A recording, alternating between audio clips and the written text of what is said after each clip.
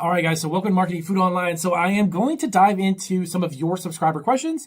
I've got them up here on my screen, and as a matter of fact, I'll put them up onto the video as I am reading them, so you guys know that these are definitely subscriber questions. So by the way, if you've got any subscriber questions in regards to launching your food business, wherever it might be, please do let me know, and I will get any resources I can to you or answer them here on a video review recap of our subscriber questions. So let's dive right into it. So the first one right off the bat is, if you rent to try a trailer or truck, this was actually one of my food truck videos, license will be required also.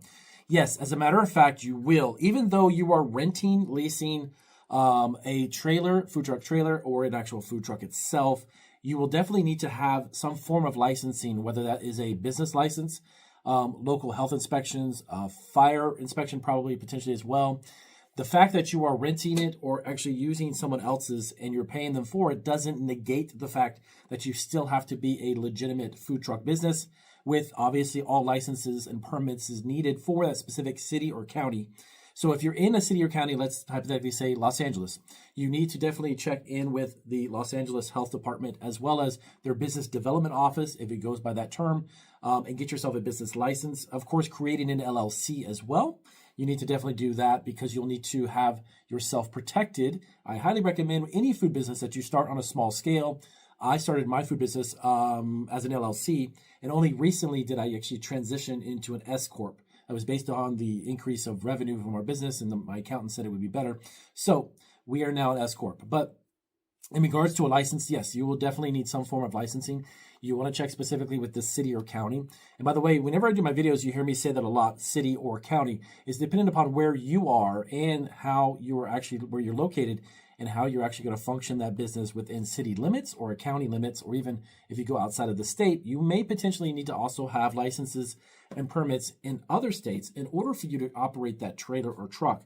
Most of the time when you cross over state lines, let's say you're going to Nevada and you wanted to do something, you live in California, but you want to do an event in Nevada, there's most likely you're going to need permits and licensing for that specific event that you're going to in another state. So, all right, so next up. So what about Gourmet cinnamon rolls? So this was based on a video I did, the 70% highest profit baked goods ever. These are actually baked goods that are extremely profitable, very simple and easy to make. So the question was about gourmet cinnamon rolls. As a matter of fact, gourmet cinnamon rolls are one of the most popular products to sell because of the popularity of cinnamon rolls in general, but they are very challenging to sell too when you go to festivals or farmers markets or local events. And here's the reason why. Having run my own retail bakery, I know that there is a very short shelf life. There's a very small time frame for these to stay fresh and edible and enjoyable, if you will.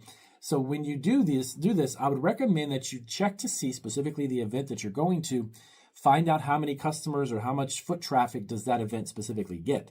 From there, I would equate to undersell yourself so you actually sell out of the product as opposed to producing more than you think you could potentially sell at an event like that. Because you'll end up having to throw them away. If you produce them on a Friday and you're going to do an event on Saturday and Sunday, if you don't sell through them on Saturday, it's a good likelihood they're not really going to be all that fresh going into Sunday or another week, or freezing them or something to that effect. So if you have the ability to kind of gauge the amount of foot traffic you're getting, I would say cinnamon rolls are very, very good. Make them oversized, make them something unique, not just something you don't want to pop out of one of those little cans and then you want to bake them and resell them. Make something unique about them. Flavors, flavor profiles, flavored icings, mix in nuts, dried fruits, something unique that make them just other than cinnamon rolls. Because that's going to give you an opportunity to reach more people with different flavor profiles or different preferences. So making gourmet cinnamon rolls can be a profitable baked good item that you can sell locally, but just remember, I would rather see you sell out of it as opposed to making 200 or 300 of them and then you have to throw 100 of them away. That you're going to end up losing money. Next one up. Hi, Damien. Looking at the replay, we sell our homemade signature sauce in-house at our Family Legacy restaurant, trying to figure out in-house canning to sell and ship. This video was very helpful. Thank you very much. Thank you so much for the compliment. I'm glad it was helpful. Now, I've actually done a consulting for probably about a dozen out of the close to 800 plus that I've consulted over the past few years that are restaurateurs, that are restaurant owners, that are actually producing a CPG product or a packaged food product in their facility. Now, here's a couple things you need to check on, do this legitimately and do it the right way. Number one, you already actually have a commercial kitchen because your restaurant is obviously being inspected, and you have that. That's number one. That's a huge time saver and profit saver as well, because you already have that. You need to double check with the health department and or the USDA in regards to producing a packaged food product in that kitchen. Now, the challenge will be is that you need to then schedule or figure out when you should utilize the kitchen, when you're obviously not open or not in your peak hours. Utilize that commercial kitchen to produce that product and then sell it online or sell it through your restaurant too. I personally would tap into your existing customer base. If you've got the foot traffic coming in your restaurant, you can create a little shelf space or something within, like where they check out or where they're buying or where they're paying for their bill, and then put a handful of your products up. Then begin to sell and tap into your local market first. If you're going to sell it online, well, the challenge with that is the logistics. So you produce it, you can it, you get the okay. You might need some additional licensing or permitting for that specific product production to make within your commercial kitchen. This also varies depending on their city that you're in as well, and how they allow restaurants to produce these types of products, because it's not exactly a product you're going to serve customers, they're going to eat there on the premises. You're going to create a packaged product. So that must be shelf stable. There's probably a process to that too as well, that you want to make sure that customers that are buying it and they take it home, maybe they're not going to open it for a few weeks. Make sure that you're canning it or you're jarring it properly under those processes. If you get the okay from the city or county to do this, the logistics for shipping it becomes the next big challenge, because there are either two ways to do this. You're going to produce it in bulk in your commercial kitchen, and then you're going to transport it to either a commercially licensed warehouse where you can then distribute it. It can be very small. It could be the size of a storage unit, for crying out loud, but you don't need a lot of space to start this. That's going to be where you're going to get the orders from online. If you're going to open an Amazon storefront, a Walmart.com storefront, start selling it, you can reach hundreds of millions of customers. But the idea is to be able to pack it and ship it. You have to print the label. You got to have the box, the packing, the tape, any bubble wrap, anything else that you need for the logistics of getting that product, especially if it's glass or glass jar. You might want to be aware that that could potentially break in a lot of ways in transit. So having all of the logistics in place set for you to take the product and then ship it, download the order from whatever platform you might be on if you have a Shopify store, and then from there, you'll be able to ship it to your customers. Can you do all this at a restaurant? I don't think you could, because I don't know how much space you might have. Also, the logistics of having a UPS truck or a FedEx truck come every day to pick up your products, you'd have to have a place for them to come to as well, or once a week or every other week, however you figure out to have the shipment picked up. But handling online and shipping it over state lines too, the FDA regulates any facility that actually handles or ships products over state line. That facility has to be registered with the FDA as well. So these are some things you might want to just iron out. But the possibility is, yes, you could do this, but you need to figure out specifically what other hoops you need to jump through. Utilize any of the resources you already have, so you're not investing in something more dramatic, like getting another commercial kitchen with a fulfillment center or something to that effect, or handling all the logistics of shipping the product. That's the biggest challenge. Next one up. All right, so hey, love your work. What do you think about the platform Amazon as a manufacturer?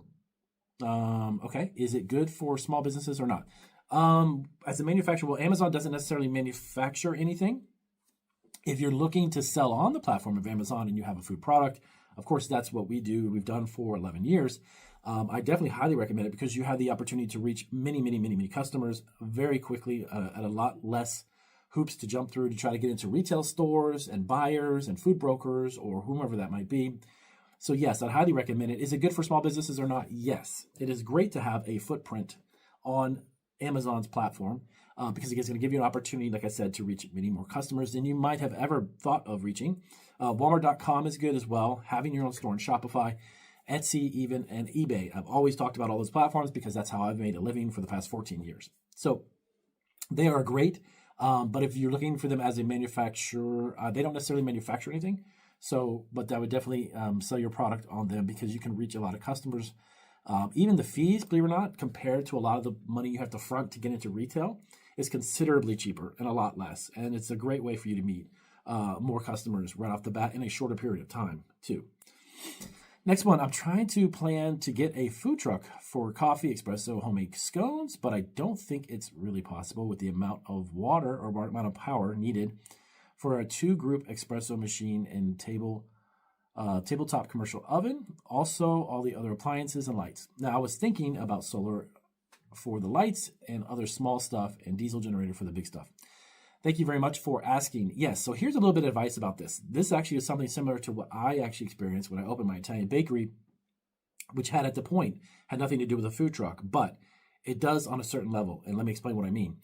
When you want to do, it sounds like the bulk of what you want to do is your homemade scones, coffee, espressos. I personally would not invest in a very large, professional, very expensive, a lot of power using espresso machine or coffee maker at the time when you first initially start this. I would go with the most simplistic, basic type of machinery that would use less electricity, make it easy for you to utilize, and at least get the wheels moving, no pun intended, with a food truck, but get the wheels moving with your product or with your idea. Down the road, as you become profitable and you're beginning to sell more of your product, and you maybe do some events, maybe park yourself near a corporate office and you're doing on a regular basis, you've got some regulars, you begin to profit and make some money. Then you can transition to something, maybe a larger unit or something that can produce espresso faster or more efficient. I was actually a barista for Starbucks for quite some time. And I actually know how large physically those units can be if you're looking at something professional, but you don't need that. You absolutely do not. And the reason why I said it's similar to my bakery is because when I had my bakery at the time, I was not selling coffee, tea. I wasn't doing any of that. That was not on the menu. I was doing breads, just doing pastries, cookies, paninis, sandwiches, and doing that stuff, even catering some events locally. What I did down the road is that I was able to eventually just save up and get a unit, but I started with, believe it or not, just a little small, simple K-Cup, a Keurig system, which cost me probably less than $100. But I was able to offer some coffee and some tea just to get people to buy additional pastries and such. Then down the road, then you could begin to invest in something bigger. It's the same thing with your food truck. Don't necessarily go out and try to find the most expensive, most largest, most fanciest, shiny espresso machine that you can get when you first start. There's always opportunity to grow and have an opportunity to get a larger piece of equipment, but at least get moving. So getting something simple, maybe much smaller, something maybe on the verge of between commercial and a home-based styled espresso machine or coffee machine, that would be something I would recommend, not dumping thousands and thousands of dollars in some gigantic unit. Last but not least, let's dive into this one comment. I got started with a little over $3,500 and it's been awesome. This was actually a question in regards to a video I did about hot dog carts and some 7 steps to launching a hot dog business. But there was a lot I didn't know getting into this. Yes. So this is actually a great comment. And here's the reason why, is that every single type of small business, especially in the food industry, if you are just starting, you're going to have some sense of openness about learning. There's a learning curve about every single thing that you're going to do if you're going to operate a business. When I first started my business, I had known a fraction of what I know now, but always be open to learning and open to understand that this is a process that will continue to go on and on. Even today, 14 years and change going into this, there's always something new I'm learning. There's something new that a customer is asking for. There's a new client, one of my YouTube channels. Everything is always a learning process. So if you're open to that, you will definitely continue to succeed. A lot of people get frustrated or they get stressed out because they don't realize that almost every single day you're going to find something that you're going to learn, decision making that you're going to have to make decisions on that you didn't make before. So the fact that you started it and you're successful, that's fantastic. The idea that you didn't know a lot getting into this, that's absolutely normal. And that's something that you need to be aware of. But if you can offer yourself a little bit of openness about always continually learning and just be open to that, you'll definitely succeed. So that's great. I'm glad you actually succeeded. $3,500 is, believe it or not, is not a lot of money compared to a lot of other food businesses. That's why I've actually did a lot of these videos about hot dog carts on my other channel, which is the Food Truck Freaks channel, all about mobile vending and getting into it and investing into them. They are considerably cheaper than a lot of other food businesses, and they can be very profitable, and they can be run by one person. You don't even need 2 people to run a hot dog cart. But if you are doing great with this, I would recommend, if you have a chance to do it, is to get more than 1 cart. Start hiring maybe 2 or 3 other carts, own them, hire people to go to events on the weekends, and you have in multiple places, bringing in multiple streams of revenue. And I would recommend you kind of franchising the concept, but you own your hot dog carts. Having somebody sit there and do it, you can pay them by the hour as an employee. Let them sell, but you've got multiple locations. It would be much more profitable. All right, so if you have any other questions, please let us know down below. I will definitely try to do this. I'm going to do it at least probably once a week. I'll start doing questions based on my subscribers, and I'll pop them up on the screen. I'll let you guys take a look, and I'll see whoever can help. I will definitely do it. I'll see you on our next video.